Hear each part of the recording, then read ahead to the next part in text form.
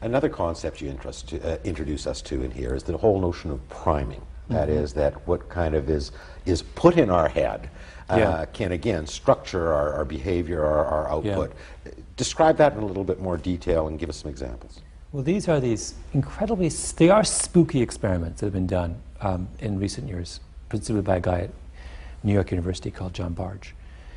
He gives you a test to do, and it's a series of words, and you have to take these sets of words and make sentences out of them. Really simple.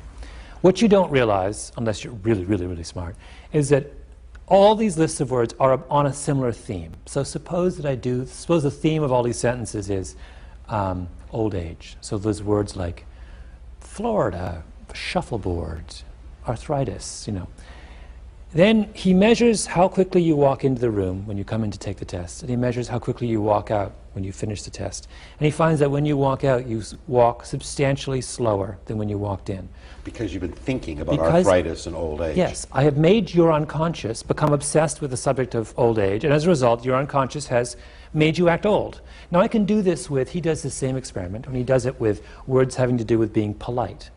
And then he puts you in a social situation that measures your patience and how polite you are. And he finds, for example, he did this thing where he had the students take the test, go down the hall, and we want to give this to you. You have to give the test to some professor.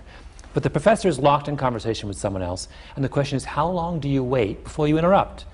If he primes you with words that have to do with polite, you'll wait forever. The kids were still waiting when they ended the experiment, like 10 minutes later.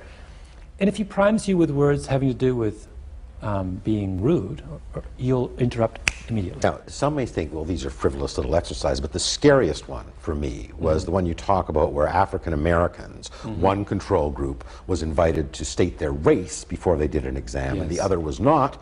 The one that was primed to think of themselves as African Americans, as blacks, scored much lower. Way, way, way lower. Yeah. What is the implications of this for something as fundamental as education, for example? Well, they're enormous. I mean, what they say is that, this goes to the theme of the book. If the theme of the book is there is more going on below the surface of consciousness than we tend to realize, what this says is, look, when you give someone a test, we like to pretend that what we're measuring is the kind of conscious contents of their brain. We're measuring something inherent, right, about how smart they are. We're not.